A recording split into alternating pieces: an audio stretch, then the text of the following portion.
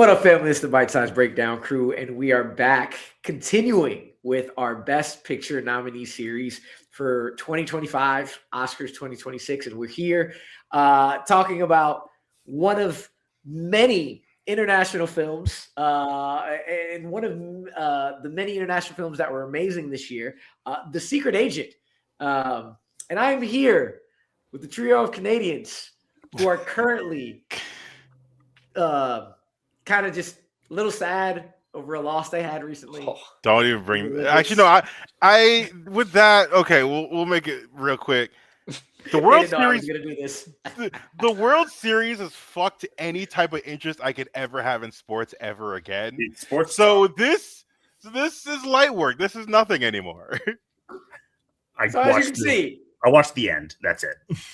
There you go. As you can see, I had to poke a little bit of fun. You can see when we are recording this. But I'm going to start over here with Nick. 3-on-3 overtime is stupid. He's still better. That should not decide a game. In a regular season, sure. Oh. But the Olympics? The Stanley Cup final, they just keep playing. As they should. Welcome it was to the Sports only Talk, high Best event Picture ticket at the nominee. Olympics. Yo. Great way to start this episode. Amazing way to start this episode. I'm so glad I decided to do that. I'm going to go over to Adriano. Try us again when Sidney Crosby's healthy. Who cares the least about it? And I probably the most angry you've ever seen Canadians on screen. I love it. Adriano, how you doing? I felt worse during the World Series. That one, that numbed me. But otherwise, doing grand. Doing nice and grand. Ready to talk about some cinema. I forgot y'all also lost that too. Damn. Shaq, how you feeling? I was good until you brought that shit up. I'm good. I'm chilling, bro. All right. So let's actually get into what we actually came here to talk about today. The Secret Agent, nominated for Best Picture, nominated Wagner Moura for Best Actor. What did it get nominated for? Anything else besides those two? Casting and international. Yes. We have not talked about this one at all on this channel. So in general, fellas, how do you feel about this movie? It was my first TIFF movie. So my first TIFF experiences with this one. I'll throw it out to y'all first. What do you feel about The Secret Agent and that really, really long ass runtime? It didn't need to be that long.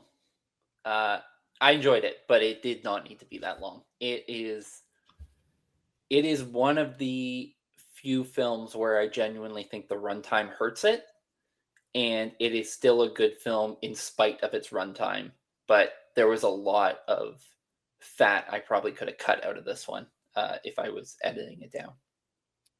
I'm going to agree with Nick. It didn't have to be that long. I think it should have been longer. I think 2025 is. I think anyone who even has an idea of film, whatever your opinions of these movies are, I think it's pretty obviously going to be defined by one battle after another and Sinners. But I do think there's going to be a collection of movies that stick out from this year as like all timers, and I think The Secret Agent is going to be amongst that group. I'm granted, I'm the only one. I believe I'm the only one here who's seen it twice, and I will say a second viewing does this movie wonders because it went from a 4.5 to a 5 for me. But I believe this movie, it's almost like a novel. Like has so much detail and swagger and like intrigue in one film, and I think it's truly brilliant. Between the two of them, I gotta lean slightly more with Nick, where I think it like everyone else, I think it runs too fucking long. And I get that it's a mixture of a political thriller, but also a slice of life film, because essentially it is very much capturing the time and place of like Brazil in the late 70s, and just like the tension that's going on essentially in the background, well, really foreground, but that's going on.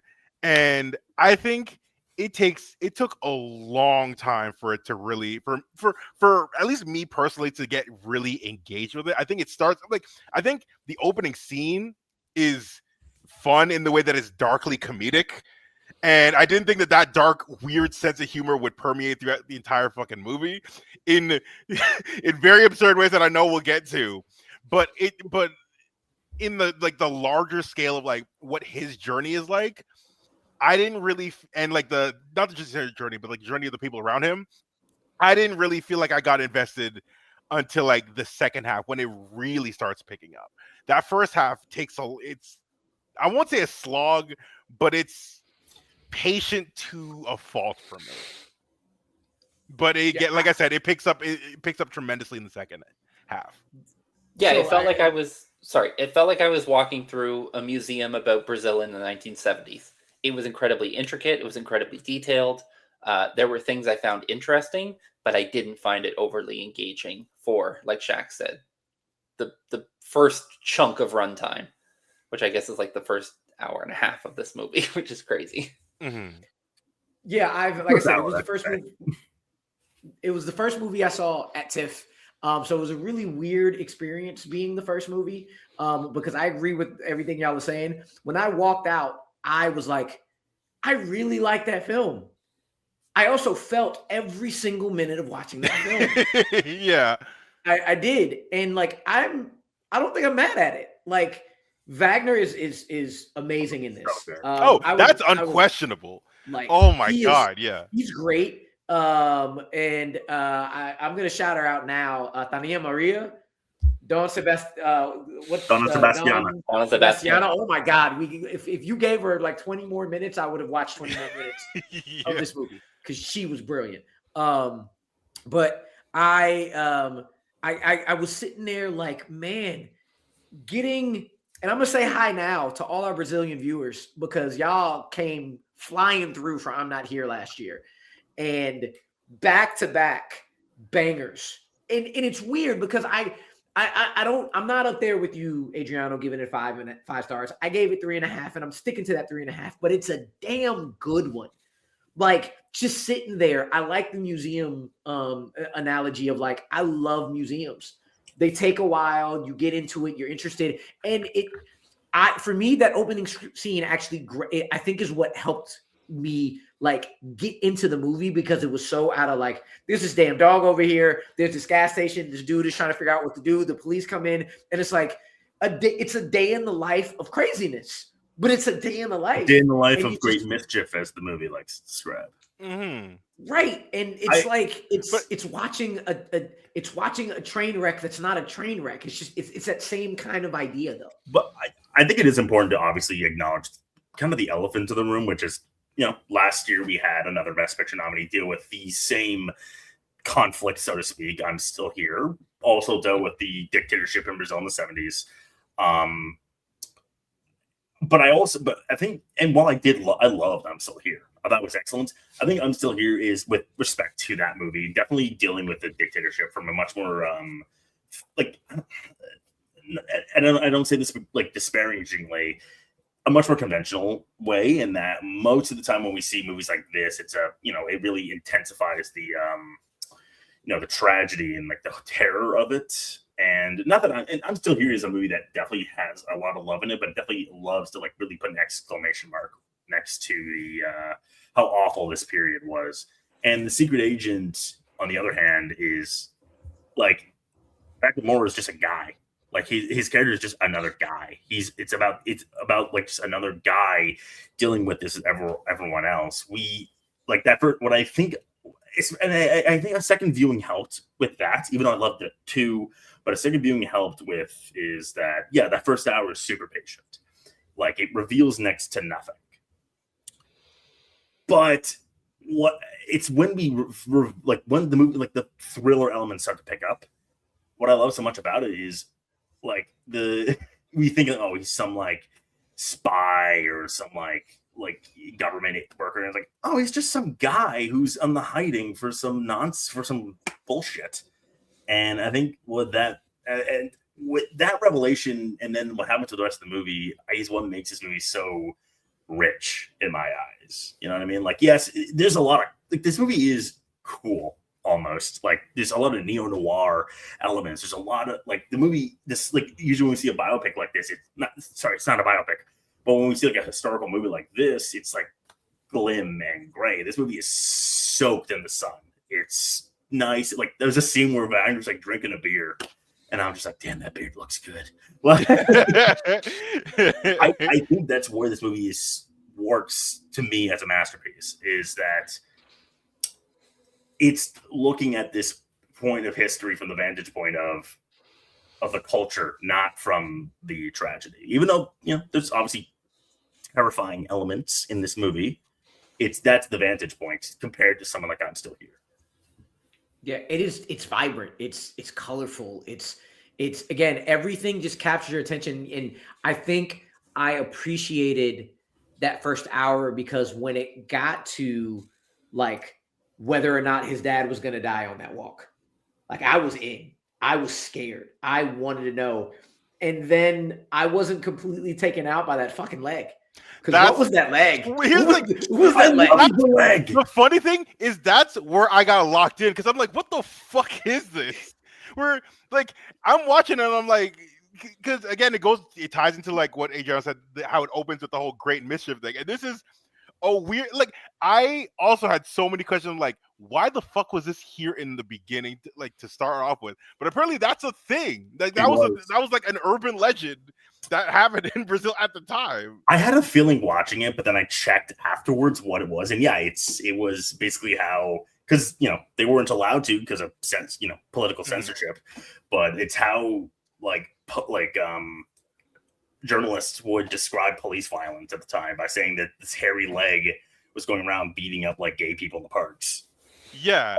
And to have a visual representation, I was like, what kind of fucking Sam Raimi shit coming out of nowhere?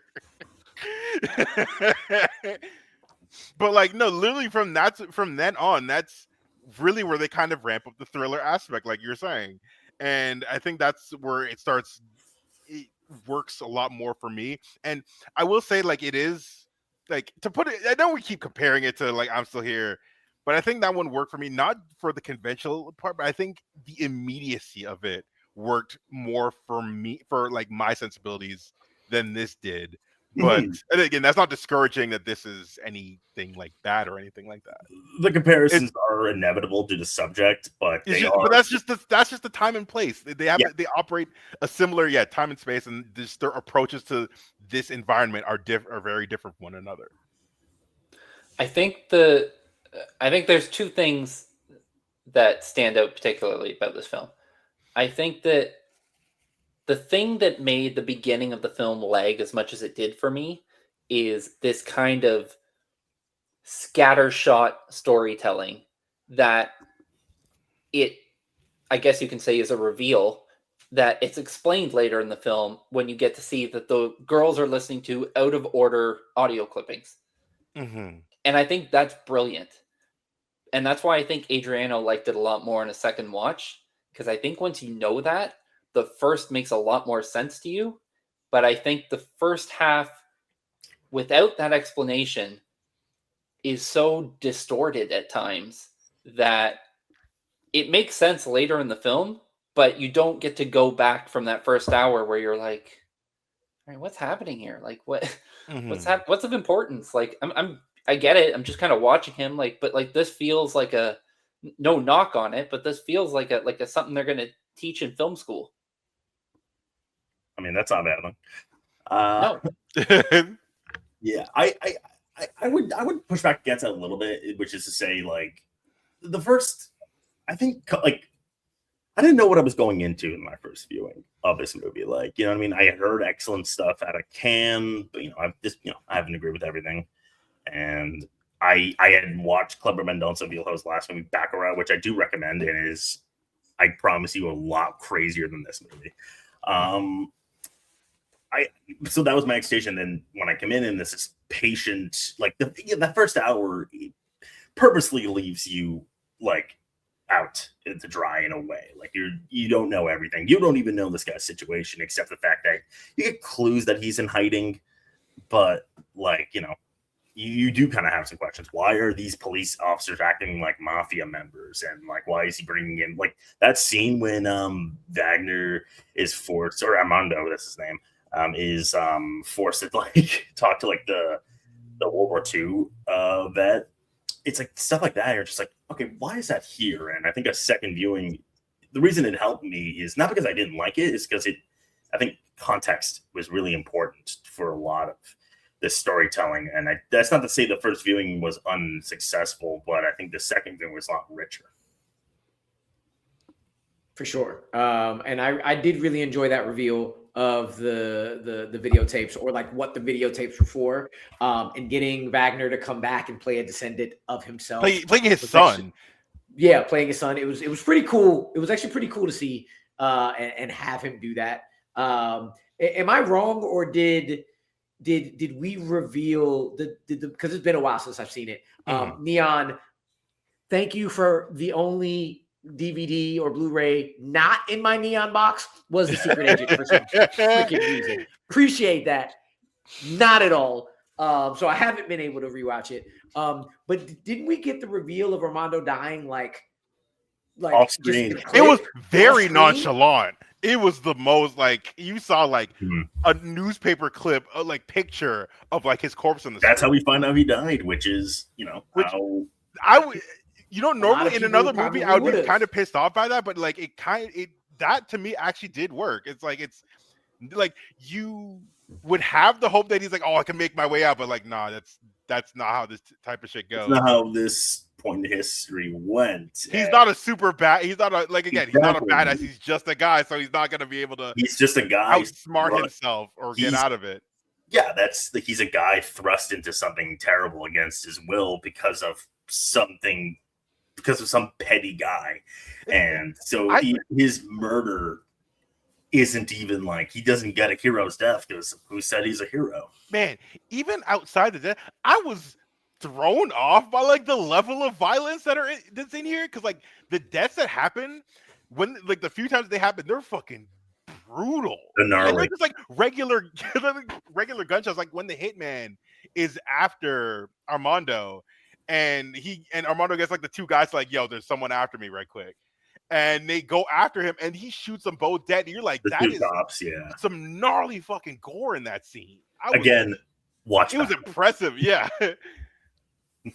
Also, the same as the shark thing from the beginning of the movie. It's maybe because I had seen Baccarat and I know what Cleberman Dunsonville does with violence, but even with that, because when the shark happened, I was like, there's clever. But then, for a movie like this, you don't expect it. It comes out of nowhere, but like you're not expecting that level that quick. Mm-hmm. And I guess that fits again with everything we've talked about, where it's a thriller, but it's a day in the life, but it's just a guy, and the reality of it is violence would pop off like that. And then 3 weeks would go by and you'd find out somebody died and you had no idea, and you were close to that person. It really does thrust you into life at that time. And I do like this as, I don't know, a back-to-back or a brother or a companion piece to I'm still here. I'm still here, right? You said it like 5 times. I'm still here. And seeing it from 2 different point of views, I like that we didn't get the same movie. Same concept, same time period, same country, but it's a completely different feel. Though I will say I did mix characters every once in a while. Like, wait a second, thinking back that he's there in that movie, not this one. But they're still very, very separate. I wanted to get into, we talked about it. So they won Best Casting, and actually that was they nominated for Best Casting. That was one of the surprises for me coming in. And just talk about like why y'all think that got that, again, on the backs of Donna Sebastiana, because I would love that just to be my abuela. To be the person running whatever. I need her in my life because damn, she was amazing. But I will say a really nice final little look at Udo Kier as well. Yeah. Oh, I did not expect to see Udo Kier in this, and he's only in it for like 2 minutes. Like it's it's damn near a cameo almost. But like when he showed up, I was like, it's such a pleasant surprise. There's so many obviously you mentioned Donna Sebastiana, but there are so many I think part of the reason, and I even predicted it would get this nomination for casting. There's so many faces. Obviously it's all Wagner. It's Wagner's movie, but there's so many like memorable characters and faces in this movie. I think that's why this movie pops the way it does. Like the two hitmen, one of them like this very like ragged, like mustachioed old man, and then this like almost like soccer player looking like hunk young man, like as a duo. The father-in-law is so memorable. Even like the police chief, like all these interesting, all these fun faces and characters that like almost in the way the Safdie brothers operate, where they have so much care and attention to like the faces of these characters that like pop, like stand out. And the way Kleber shoots these characters are like obviously like in a bit of a close, like not, I don't want to say super close up, but definitely in a way where it's like, let's look at every single sweat. Like what we want to see the sweat of these characters, what the scars. There's some good split diopter shots. Like the shot when the fucking hitman is interrogating Armando. He's like, yo, he's calling his name, and he's just like not turning around, trying not to react. And you're just like, oh fuck. Yeah, and you just reminded me of the hitman's dynamic. Of trying to figure out, are they lovers? What are they right now? And it's just a lot of those characters definitely stood out. And it made you, again, you said it's Wagner's movie, but it made it that when you went away from him or away from different people, you weren't waiting to go back to anybody. You were in, whether we were in the Donna Sebastiana's little care center for all the refugees going to hide out and everything. Yeah, the safe haven. All the little places were really great. I know for me, his father-in-law definitely stood out. I think that's Carlo Francisco, Senor Alexander. Yeah, he was just a great presence, a great calming presence to kind of also further like, Armando's a good man, and if this man is behind him. As his in-law and stuff, like, so I really enjoyed all of them. I would say it does make it heartbreaking, like when you like all those characters, and at the end when you see like the son, essentially, when Wagner's like, yeah, like you have all these tastes, cool, but like I have no memory of this dude, and you think about like how little the son shows up in the movie at all. You're like, man, he doesn't have any connection with them. That sucks.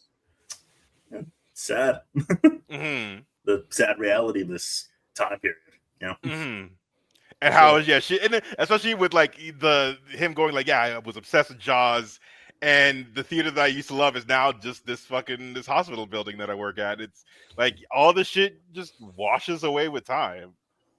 Yeah, in the way, and I think this movie is very like Kleber knows feel how he's even said in interviews. He's very like passionate about like the way history is told and preserved. That's why there's such an attention to the I forget the actors, the characters' names, but like the women in the present who are like academics who are like looking through this whatever they can sift through. And I think that's a lot of why he wanted to tell this story in this manner. And this there's a lot of cool, like this movie has an interesting swagger and flow to it, but in this almost like when you really write down what happened, other than like the last couple of last like half hour or so, it's pretty uneventful. Like it seems so alive because Kleber's such a good director. Yeah, for sure. Yeah, I think I think to sum up the casting nomination, I think it is just because of how authentic this film feels. It's not that you have some kind of standout characters like Benicio del Toro in One Battle After Another. It is because every piece of this puzzle works together to tell what feels like a story that is taking place in 1970s Brazil. And I think in that aspect, I think it's a triumph. I think he succeeds immensely in that. 100%. Let's go to Wagner. Yeah. So, like with recent events happening, BAFTAs, how Wagner was a sleeper in Best Actor category. Is he still a sleeper? Does he have a chance? And just to talk about his performance here, like I've always been a fan of his, and I think his sensibilities really fit well with the character. That like he has this intrigue. His voice is so unique, so he brings you in like really, really well. But then he also weirdly has at the same time, it's one of those people where like when you're talking to him, he brings you in, but then when you stop talking to him, when he's gone, you're like, wait, what does his voice sound like again? Like I remember hearing it, but then I can't pull it. And again, fits really well with being just a guy in a film, and that kind of gravity that goes to him. But then all of a sudden you're like, wait a second, what was it again? So it's intrigue as well. I thought it was really interesting. I think he's interesting as an actor in general. I don't think there's many people who have his kind of aura. So yeah, what do y'all feel about Wagner? What do you feel about whether or not his chances of sneaking in a little bit of a under the radar win? I don't even think it's that much of a sneak anymore, considering he's been cleaning, like not completely cleaning up, but he's been doing way better than like anyone who like say like people who only watch just like the mainstream film be like, who is this guy? But like when you look at like the award circuit, I'm pretty sure Adriano could speak more to this. It's just like how he's been more or less cleaning house in like the best actor category. I might have to say this side. Like if we're talking about like everything including regionals, he's actually lagging in terms of wins, to be completely honest. Is he? Yeah, it seems like the big ones he's hitting the most, I would say. Anyway. Well, he wasn't nominated as SAG or BAFTA, so we kind of got screwed on that end. But if we're talking just prospects, I'll be brief, but it is true that he had a boost at BAFTA. But then again, if SAG goes Timmy or Leo, then But if we're just talking his performance, I mean, if he won, I switch between my personal favorite between him and Timmy, like this constantly. I love his performance so much. It's like that silent, like sadness that he pulls off so effortlessly that it kind of has that Agent Brody effect where it's like, I cannot believe that this character is fictional. You know what I mean? Like the writing of where like the writing is so. The writing, granted, but also like just the way this character presents, it's like you swear that it was because he had like a mountain of like historical like whatever thing, but it's like, oh, it's a completely fake guy. But yeah, he pulls off the he kind of like you said, bro. He pulls off like this suave, like cool guy thing, and like just some other guy you can pluck off the street so simultaneously perfectly well. That's to me that takes insane talent. You can pull off pull off both. That's like, how do you like? I couldn't do that if I tried. I think looking at the craft of acting, I think two of the best performances this year were in relatively subdued films, and that is Wagner Moura in The Secret Agent and Joel Edgerton in Train Dreams. And I don't think, as much as I think that Marty Supreme is Timmy's best, I have not seen anything that tells me that Timothée Chalamet could do either of those two roles. Leo, sure, but Leo is, I think we can all agree, like a generational talent.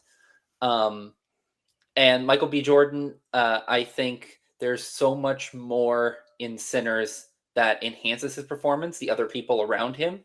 Also, for all the people who say he gets a leg up because he has a dual performance, so does Wagner, even though it's a minimal one. But I don't think he's going to win. But since I saw that film, I don't want to say to tell a boring story, because boring's not the right word, but calculated and there's a word I always use. Yet unexciting, maybe is. I would like to use until the latter part. Like I like non-flashy. Deliberate. That's the word I use. It's deliberate. It's very deliberate. Yeah, I think that this film does not work without Wagner, in the same way that I think Train Dreams does not work without what Joel Edgerton brings to that role. And those are two roles that I don't think I can put someone else in there and know seamlessly that casting would work. And I do think I can think of people who would make Marty work, who would make Leo's character in One Battle After Another work, and who could make Michael B. Jordan's character in Sinners work. But I think technically, I think it's a brilliant performance and easily one of the best of the year. Yeah, and what's funny is like today I watched some clips of Elysium completely forgetting that Wagner plays Yeah. unhinged as fuck in that film. I forgot he's Like- in it. I Oh forgot my that god, he's in that Isn't film. he the one who gives Matt Damon the suit? Yes, he's the guy who gives him the suit. And it's like, this is the same dude who's just the dude in the background, chill as hell. And you look at him like, that looks like a cool dude. And then you talk to him like, that is a cool dude. And then he's gone. He's like, wait, what did he say? What would happen? It is a remarkable talent to be so intriguing, but then like so like private at the same time that you don't remember. And again, it fits the character so well. It's such a unique talent and a unique thing to pull off. There is nothing overly flashy about his performance in Civil War, and he is the person you come away remembering the most.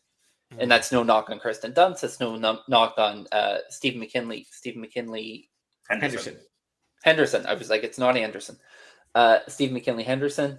But he has, I think you nailed it right off the top, Rue. He has an aura, and it is just, you are magnetized to whatever Wagner's doing because you just gravitate towards the little things, whether it's him smoking in Civil War, whether it's him, just walking, not even when the hitman's there, but just walking through like the newspaper thing and just looking at files. It's intriguing, and I don't know why. And it's so difficult to do that. For sure. While we're doing the Wagner love, shout out not just Narcos, which I made the show, but Elite Squad, the 2 Elite Squad films, fucking harrowing. Like, talk about ACAB cinema, the Brazilian ACAB. That film, he is uncompromising in that movie. Like, he is genuinely terrifying. So for him to have, like, he is one of those actors that's really getting the mainstream recognition that he really deserves, because he is so multifaceted in how he takes every role. And yeah, no, I love this dude. This is his time to shine. If he wins, I'll be like, Marty is still my like personal favorite, but I would not be upset if Wagner was, if anything, just to, again, put another spotlight on him. I'm in a position where all 5 of the nominees, I'm like, if they won, I'd stand up and cheer. It's like, I haven't even seen Blue Moon, but Ethan Hawke's one of my favorite actors, so I'm not going to complain if he gets He's it. breathtaking. He is brilliant in that film. It's a really good crop of nominees this year. Yeah, to be fair, I didn't mention brilliant crop of nominees. To be fair, I did not mention Ethan Hawke because I have not seen Blue Moon. So I didn't feel like it was right to comment on his performance that I've never seen. I didn't just forget about his existence there. Yeah. And of course, shout out to maybe the best DreamWorks villain ever in Death. It's not even close. He's the best. Which also that didn't scare me. Which also inspired Ryan Coogler in his representation of Remick in Sinners as well. So that's so absurd to me. It's hilarious and it's great, and the connection is beautiful. And it starts with Wagner and that voice and his ability to do and to pull off so many just intriguing and mysterious and just a whole lot of gravity towards him when you see him, when you hear him. But any last thoughts on The Secret Agent? We're going to go short because this movie is so long. It's the only, aside from me, I'm not giving me that damn Blu-ray. The only reason I haven't rewatched that movie, but when I get a chance, I will rewatch it again. Any final thoughts on the Secret Agent? Nick, I'm going to go to you first. I will say the other thing that sticks out about it that we haven't really talked about is not only is this a over 3-hour film, this is an over 3-hour film that is not in English. This is Wagner speaking and everyone else in this film speaking in their native tongue. I don't think there's any English in it that I can remember. Yeah. Very little. Very, very little. Very little. Yeah. Yeah. The entire thing is in Portuguese. So I think to create a film that is not in all of our, just with us being the basis here, all of our native languages, and us being intrigued by this over 3-hour film that we're reading for most of the time, I think is just one of the best accolades you can give something, and especially everything we just said about Wagner's performance. It is the fact that it's not what he's saying because we're not fully understing what he's saying. I'm assuming you guys don't speak Portuguese, at least. But I've been fluent for 3 years. What you mean? I'm kidding. It's his facials. It's the inflection of his words that you can tell whether he's angry, whether he's upset, whether he's confused. Like, the fact that he's able to do that and keep his performance as intriguing as he does over this runtime is probably the best compliment I can give him. And I have not seen anything from Clever Mendoza Filo, but the man's direction was breathtaking. Again, vibrant, different, the different shots, the different settings, the different locations. Do want to shout out that he again had me intrigued on a slow burn the entire time. Shaq, any final thoughts on this film, sir? Good movie. Not my favorite out of the nominees, but it is still one I would still recommend. Also, in terms of weird things you haven't mentioned, that fucking cat. That cat with two faces. Bring it up. Fucking Unforgiven 2001. I compared it to that. If you've seen that poster with like Stone Cold with like three faces, that's what the cat looked like. And that's one of those things where a weird thing that they bring up and never bring up again. I'm just like, y'all don't go address this.